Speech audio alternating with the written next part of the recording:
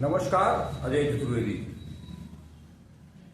पूरे देश भर में एक चर्चा आम है, काशी से लेकर के प्रयागराज तक। काशी इसलिए भी ज्यादा महत्वपूर्ण हो जाती है कि यह बाबा विश्वनाथ की नगरी भी है। नगरी भी क्या, विश्वनाथ बाबा विश्वनाथ की ही नगरी है। और जब यहाँ एक कॉरिडोर बनना शुरू हुआ तो सैकड़ों मंदिरों को तोड़ करके, विध्वंस करके, शिवलिंगों को तोड़ करके, खंडित करके, देव विग्रहों को खंडित करके उसे नाले में फेंक दिया गया। और जब उसकी आवाज उठाई गई, इसमें जगतगुरु शंकराचार्य ब्रह्मलीन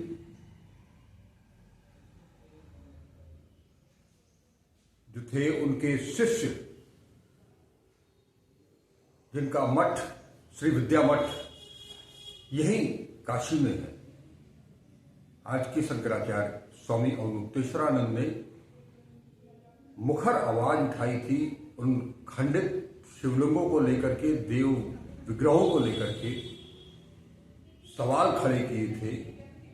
आज काशी में मणिकर्णिका तीर्थ को ढा दिया गया। उस पर जो तस्वीरें आई सोशल मीडिया में, उसे मुख्यमंत्री योगी आदित्यनाथ जी ने एआई जनरेटेड बता दिया। ये मामला सिर्फ इतना ही नहीं है। कॉरिडोर के समय जो शिवलिंग और देव विग्रह तोड़े गए, आज मणिकर्णिका तीर्थ को ध्वस्त कर दिया गया। बनारस की जो परंपरा थी, बनारस की जो विरासत थी, उन सब को खत्म किया गया, खत्म किया जा रहा है। उसे आप दालमंडी से भी जोड़ सकते हैं। ये सारी प्रक्रिया प्रधानमंत्री नरेंद्र मोदी के संसदीय क्षेत्र में चल रही थी। इसी बीच माघ मेला शुरू होता है प्रयागराज में। मौनी अमावस्या की तिथि आती है। साल भर भी नहीं बीता था अभी, जब उस महाकुंभ में इसी मौनी अमावस्या की आधी रात को एक भयंकर दुर्घटना हुई, जिसमें जाने कितने लोग मारे गए। इसकी संख्या आज तक पुष्ट रूप से सामने नहीं आई है। इस बार मौनी अमावस्या को शंकराचार्य को शाही स्नान से रोक दिया गया।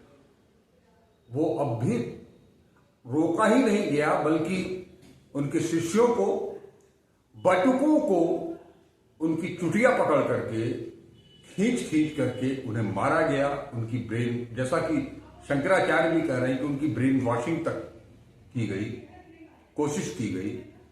आज हम इसी पर चर्चा करेंगे। हमारे साथ हैं संजीव सिंह जी, कांग्रेस प्रवक्ता हैं आज।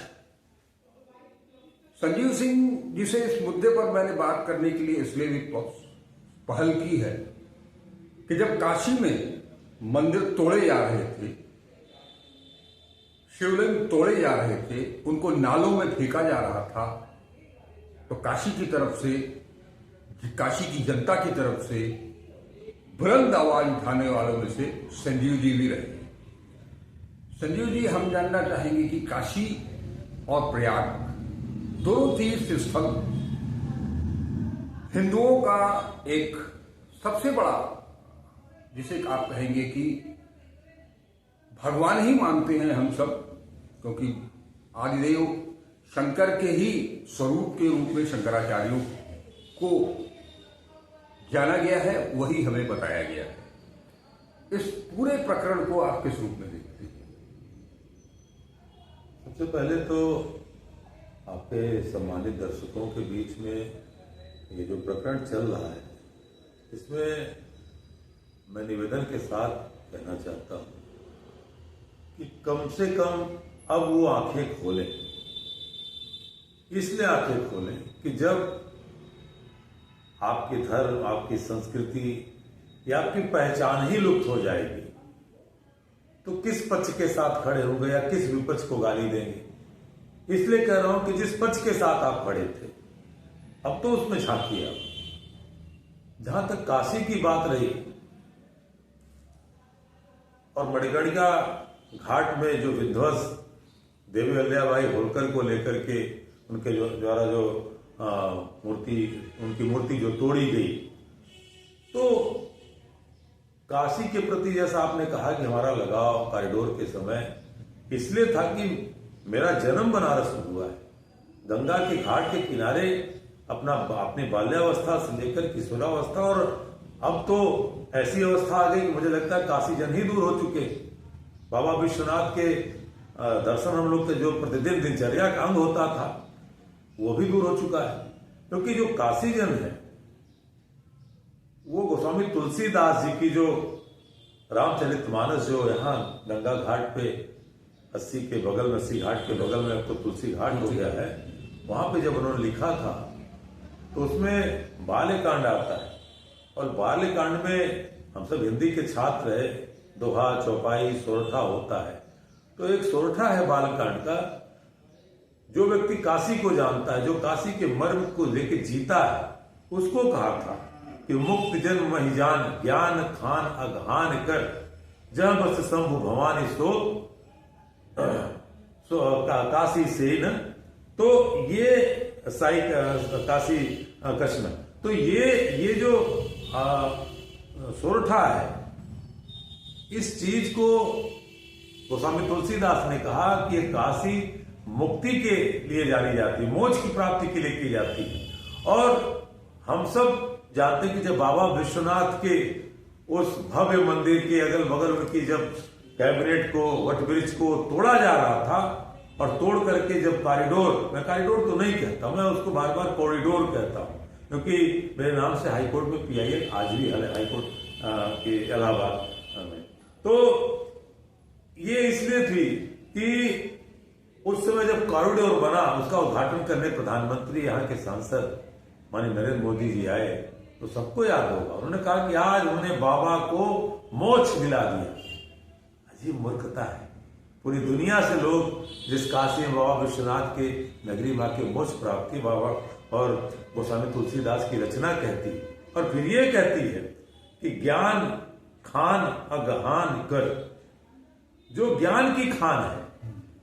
फिर दूसरी गलती कि यहां हम बाबा को हर हर महादेव कहते हैं, हर महादेव से किसी का नाम जोड़ते नहीं, यहां पे हर हर महादेव कहा गया, दूसरा अपमान। और ज्ञान की खान इस तरह से है काशी कि यहां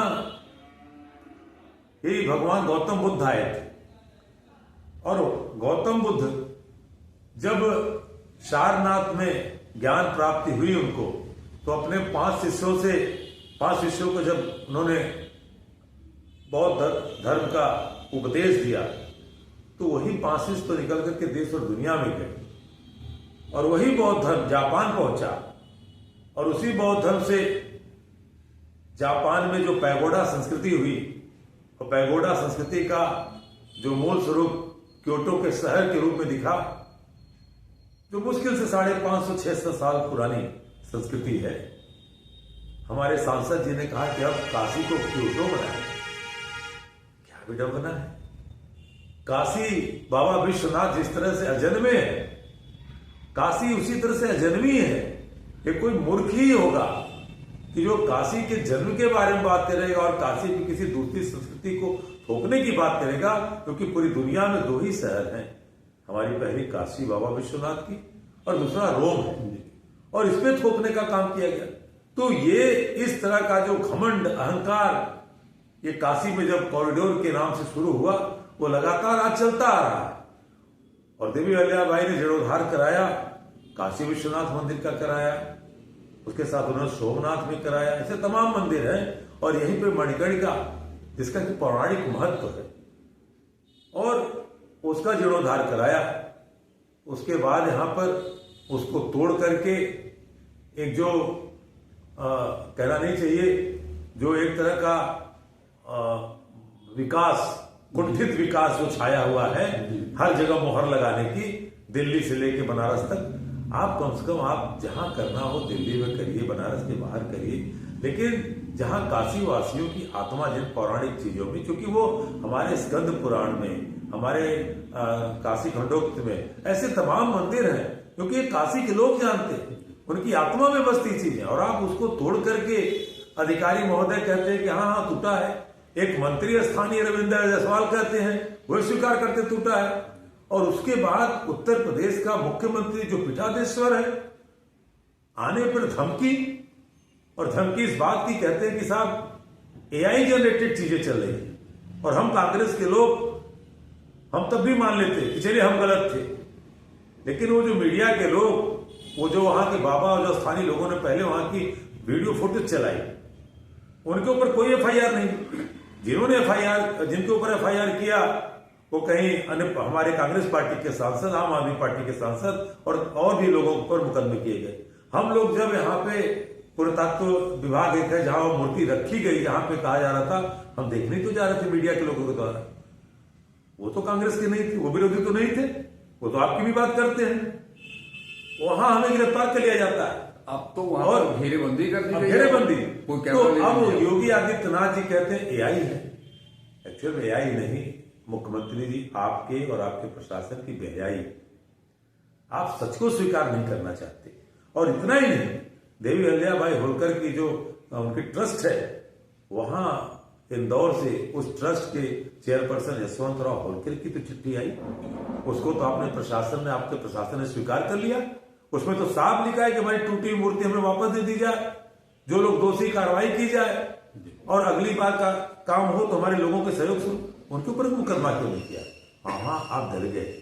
आपकी ही वरिष्ठ मंत्री, भारतीय जनता पार्टी के वरिष्ठ मंत्री रहे, लोकसभा के अध्यक्ष रहे श्रीमती सुमित्रा महाजन जी ने किया, कहा यह गलत हुआ, उनको एफआईआर नहीं किया। तो हर जगह आप राजनीति करोगे, आप सांस्कृतिक, पौराणिक, ऐतिहासिक साक्ष्यों को, मंदिरों को, मूर्तियों को, हमारे घाटों को, उसका ध्वंस करोगे, और उसके बावजूद सब लोग चुप रहे हैं। तो वही गोस्वामी तुलसीदास की जो सोरठा जिसमें कहता है कि ये काशी जो अविनाशी है वो नाश भी करती है। तो भारतीय जनता पार्टी जो मणिकर्णिका का विध्वंस की है, ये विध्वंस की आग भाजपा को खाक में मिला के रहेगी। और इसलिए क्योंकि पाप बढ़ते बढ़ते हमारे तीर्थों का तीर्थ जो शहर कहा जाता है प्रयागराज, वहां आप शंकराचार्य जी को पुलिस प्रशासन के लोग रोकते हैं, चलिए कोई बात होगी, अनबन होगी, स्वामी अमृतोत्तरानंद शंकराचार्य जी ने इस बात को कहा।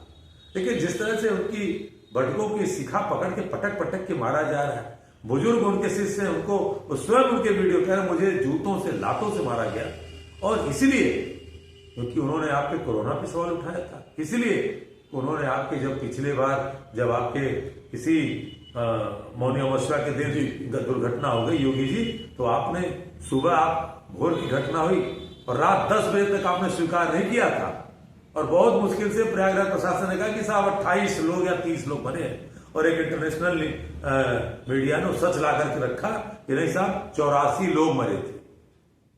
बहुत से ऐसे परिवार हैं जिनके डेड बॉडी नहीं मिली, और ये वही दिन था, और उस दिन भी जब घटना होती है 2026 में, तो उनको रोका जाता है। इसलिए रोका जाता है क्योंकि आप कि उनसे कभी इस तरह पे, मतलब कह लीजिए कि आपके कमियों पे लगातार सवाल किया, और ये नहीं साधु संत हैं, कांग्रेस पार्टी पे सवाल किया, हमारे नेता राहुल गांधी जी पे सवाल किया, हमने तो कभी ऐसा उनका पुतला नहीं फूका। हमारी सरकार रहते तो वो विरोध कर रहे थे, जो उत्तराखंड में बांध बन रहे थे, उस समय उन्होंने गंगा सेवा अभियान में चलाया था और कहा था कि जो वहां बांध बंद है, क्योंकि भारतीय जनता पार्टी की सरकार थी तो एक अच्छे खासे शहर को डुबा दिया था। लेकिन डॉक्टर मनमोहन सिंह की सरकार ने उस समय उनकी मांग को स्वीकार किया और वहां पे 2-3 बांधों के निर्माण को रोक दिया। तो हमने तो कभी नहीं ये कहा।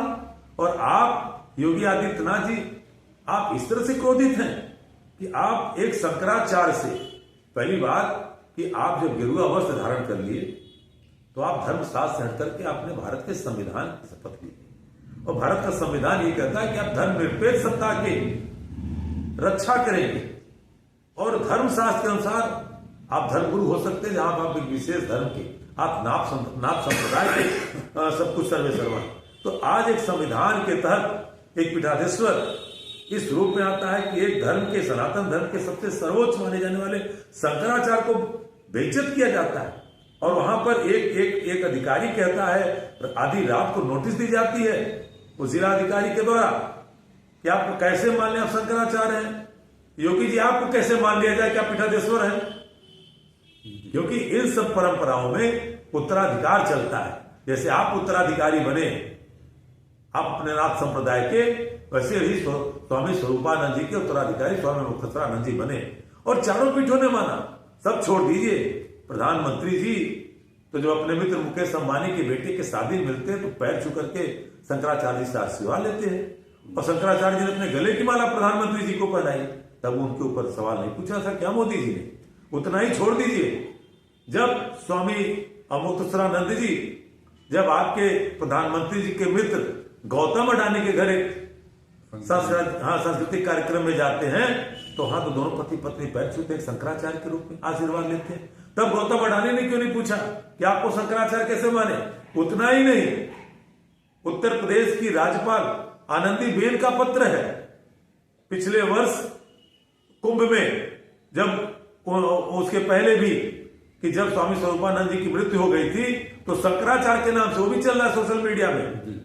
तो आप अलग से मांगेंगे और आप ही के जिस जिला अधिकारी के द्वारा चिट्ठी सौंपी गई, पहली बात कि देश का कोई किसी राज्य का जिला अधिकारी, किसी राज्य का मुख्यमंत्री, किसी राज्य का राज्यपाल और देश के प्रधानमंत्री, राष्ट्रपति, कोई हक नहीं बनता कि हमारी धार्मिक स्वतंत्रता जो संविधान के अनुच्छेद 25-26 के तहत आती है, उसके तहत हम सनातनी लोग हमारी सनातनी परंपरा का जो श्रेष्ठ पुरुष हमारा शंकराचार्य है उसकी प्रामाणिकता आप तय करोगे।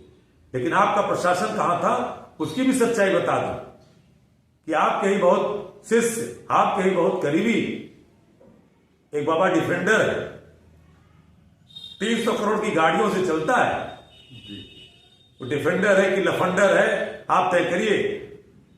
उसके उसी प्रयागराज में माघी मेला के दौरान जहां उनका आश्रम बना हुआ है वहां जाकर के प्रयागराज का डीएम उस लकड़ी की आंख पे जाकर के रोटी सेक रहा है।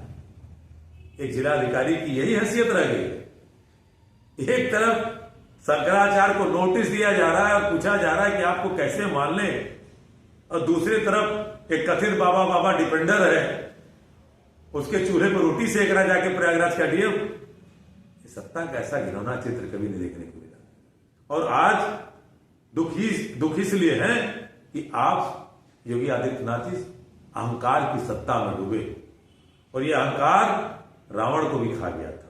वो भी महादेव का बहुत बड़ा पुजारी था, लेकिन वो अहंकार की रूपी सत्ता में उसको भी मोक्ष प्राप्ति मर्यादा पुरुषोत्तम भगवान राम ने दिलाई।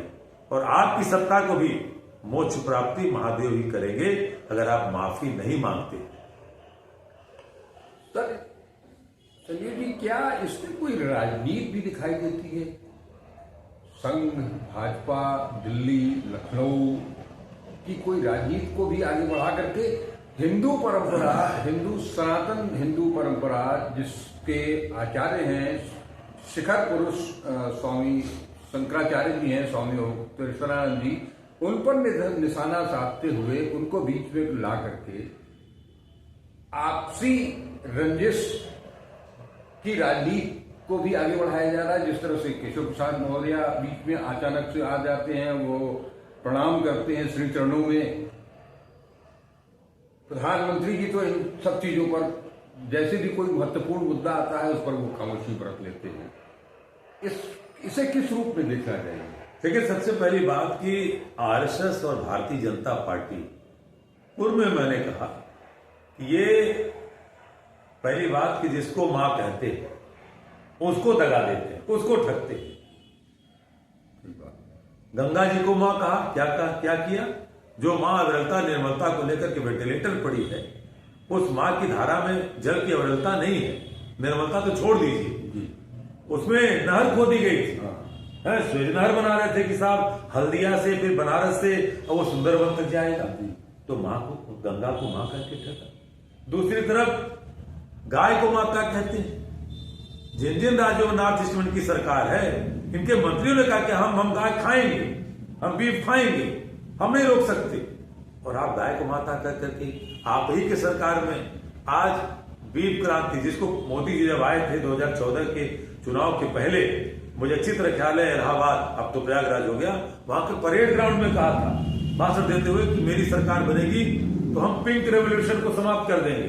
पिंक रेवोल्यूशन इसी बीफ की क्रांति को। और आज वो बीफ की क्रांति नरेंद्र मोदी की सरकार में इतनी आगे गई है कि हम नंबर 1 के देश बनने जा रहे हैं, ब्राजील से बस चल कदम दूर है। तो ये तो जिनको मां कहा, मां गंगा को कहा, और भारत माता के नारे लगते हैं। भारत माता का सबसे पहला मंदिर जब विश्वनाथ कॉरिडोर का जब ये वहां पे ये बना रहे थे, तो उस समय सबसे पहला मंदिर अगर इन्होंने तोड़ा था, भारत माता का मंदिर तोड़ा था। ये वो लोग हैं। तो इसलिए मैं कह रहा हूं कि ये किसी के सगे नहीं है। और अब इस प्रकरण में आज पूछना चाहता हूं कि प्रधानमंत्री क्यों चुप्पी साधे हुए, मोहन भागवत को चुप्पी साधे हुए हैं, क्योंकि मोहन भागवत को भी हिंदू राष्ट्र बनने से कोई रोक नहीं सकता। अभी 15 दिन पहले कह रहे थे। तो उस हिंदू राष्ट्र में ये बताएंगे कि शंकराचार्य की स्थिति क्या है। मैं तो केशव प्रसाद मौर्य को धन्यवाद देता हूं। राजनीतिक विचार हमारे अलग होंगे और रहेंगे हमेशा, लेकिन एक उप मुख्यमंत्री के रूप में उन्होंने बार बार शंकराचार्य स्वामी मुक्तेश्वरानंद जी का चरण स्पर्श किया, चरण नमन करते हुए माफी मांगी और कहा दोषियों के खिलाफ कार्रवाई की जाएगी और शंकराचार्य जी से हम निवेदन करेंगे कि वो स्नान करें और जैसा उनका वो इस समय इस माघ के महीने में उनका जो स्नान ध्यान का कार्यक्रम उसको पूर्ण करें। तो आखिर ऐसे मौके पे, अंतिम चीज में ऐसे मौके पे ये भाजपा और संघ का हिंदुत्व तो कहां किस कोने में छिप गया है? क्या योगी आदित्यनाथ से डर गया क्या योगी आदित्यनाथ आज भारतीय जनता पार्टी आरएसएस के सर्वेसर्वा हो चुके हैं क्या? इसका मतलब है कि शंकराचार्य जी को लेकर के मोहन भागवत की चुप्पी, नरेंद्र मोदी की चुप्पी और अमित शाह की चुप्पी ये बताती है कि सनातन धर्म को अपमानित करने के लिए षड्यंत्र योगी आदित्यनाथ के द्वारा कराया जा रहा है। सर, मैं ये राजनीति का सवाल मैंने इसलिए पूछा था कि अभी जो सूचनाएं आ रही हैं कि इस पूरे प्रकरण को लेकर के चारों शंकराचार्य दिल्ली कूच करने वाले हैं। अभी जो हालिया स्थिति बन रही है, ये इन्होंने अपने आप को धर्म का ठेकेदार तो घोषित कर ही लिया था कि सब कुछ हम ही है।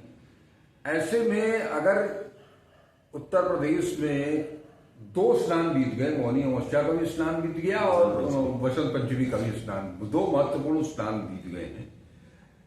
अभी तक सरकार की तरफ से कोई सकारात्मक हल नहीं हुई है। ऐसे में क्या लगता है इसका अंत कैसे हो सकता है? इसका कोई समस्या का सलूशन कहां से निकल सकता है? और देश जो की जनता है, आम हिंदू जनमानस, उसके ऊपर इसका क्या असर पड़ रहा होगा? ये देखिए, सबसे पहले तो शंकराचार्य मुक्तेश्वरानंद जी ने एक बात और कही है कि उनको अपनी जान का भी खतरा है जी। और जो सत्ता है, उस सत्ता के ऊपर मुझे लगता है कि कहने से मैं कतई संकोच नहीं करूंगा कि उत्तर प्रदेश के पहले मुख्यमंत्री योगी आदित्यनाथ हैं, जिन्होंने अपने ऊपर 302 से लेकर ऐसे संगीन धाराओं के मुकदमे हटाने का काम किया है। कहीं न कहीं हम मुक्तेश्वरानंद जी वहां इशारा कर रहे हैं। तो सबसे पहले इस मामले में आगे इसका अंत कहां तक ले जाएगी सरकार, क्योंकि गेंद सरकार के पाले में, गेंद भारतीय जनता पार्टी आरएसएस के पाले में। उससे पहले हम निवेदन करते हैं कि स्वामी मुक्तेश्वरानंद जी ने जो आशंका व्यक्त की है अपने जान माल की सुरक्षा के लेकर के, उनकी जान माल की सुरक्षा को बढ़ाया जाए। दूसरी तरफ जनता में और देश में जैसे एक अशांति का माहौल है, चारों शंकराचार्य जैसा आपने कहा कि दिल्ली कूच करने के लिए है, बहुत उथल पुथल की स्थिति आ जाएगी। और एक ही रास्ता बचता है कि साधु संत अगर नाराज हो गए, अगर उनके साथ अधार्मिक कृत्य किया गया, उन्हें अपमानित किया गया, तो सत्ता तो नहीं बचने वाली है, वो कतई नहीं बचने वाली है। क्योंकि इसके पहले भी लोग भूले नहीं हैं, इन्हीं मुक्तेश्वरानंद जी पे समाजवादी पार्टी की सरकार के समय बनारस में 2015 में जब गणेश प्रतिमा के विसर्जन को लेकर के रोका गया और उसको लेकर के लाठीचार्ज हुआ आधी रात को, वो वीडियो आपके लोग देख रहे हैं। क्या हुआ समाजवादी पार्टी का? उसके मुखिया अखिलेश यादव जी को माफी तक मांगनी पड़ी, उनके मंत्री आजम खान तक आए थे और सरकार चली गई। और यही लोग जो आज सत्ता में हैं, तब विपक्ष में होते थे भारतीय जनता पार्टी के लोग, तब उस समय सनातन की, तब उस समय स्वामी विवेकानंद की जयकारे लगा रहे थे। सब छोड़ दीजिए, इनके निवर्तमान मंत्री हैं, माफ कीजिएगा वर्तमान मंत्री हैं, वो संचालन कर रहे थे। दयाशंकर मिश्र उर्फ दयालु जी तब ये बार बार कह रहे थे तो गोरक्ष पीठ के पीठाधीश्वर योगी आदित्यनाथ जी गोरखपुर से चल चुके हैं। हम लोग भी उस घटना स्थल के साक्षात करने वाले लोगों में थे। 2 या 3 दिन तक वो आंदोलन चला था, भदौलिया के चौराहे पे। 3 दिन में तो गोरखपुर से पैदल आ जाते, वो नहीं आए थे। तो इसलिए क्योंकि स्वामी मुक्तेश्वरानंद जी से, स्वरूपानंद जी से इन लोगों के वैचारिक मतभेद रहे होंगे, लेकिन आज आप मुख्यमंत्री हो, आप जनता के सेवक हो, और ये सनातन धर्म के सर्वश्रेष्ठ शंकराचार्य, श्रेष्ठ शंकराचार्य है। और अगर आपकी सत्ता हिंदू धर्म की सबसे बड़ी पहरुआ बनती है, सनातन की पहरुआ बनती है, तो तत्काल माफी मांग लेने में भलाई है। अन्यथा मैं फिर बात को रिपीट करूंगा कि पूरी तौर से स्वामी शंकराचार्य जी का इन्हें सनातन का, हिंदू धर्म का अपमान करने के लिए नरेंद्र मोदी जी, अमित शाह जी और मोहन भागवत, योगी आदित्यनाथ के साथ कभी भी माफ नहीं किए जाएंगे। बहुत बहुत शुक्रिया संजीव जी, आपने बड़े विस्तार से सारी जानकारी दी हमारे दर्शकों को भी। और चलते चलते आपने जो आखिरी में कहा भी कि जिस तरह से साधु संतों का कूच दिल्ली की ओर हो रहा है और शंकराचार्य वहां पहुंच के भी दिल्ली पहुंचने की बात सामने आ रही है। अगर ऐसा होता है तो कल की स्थिति में क्या देश का माहौल होगा, जो कि ऑलरेडी पहले से ही बहुत उथल पुथल पूरे देश भर में है। आम नागरिकों से लेकर के हर कोई दुखी है, पीड़ित है, तमाम समस्याओं को लेकर के। कहीं बच्चों के लिए कहीं रास्ता तक ठीक से नहीं बन रहा है, बिल्डर खोद करके गड्ढा छोड़ दे रहे हैं, उसमें बेटे की मौत हो जा रही है, इकलौते बेटे की। और उसके बाद एक सीसीटीवी फुटेज निकाल करके उसके चारित्रिक हनन की कोशिश की जा रही है। और इस सब के लिए जो जिम्मेदार बनता है उस डीएम को बचाया जा रहा है।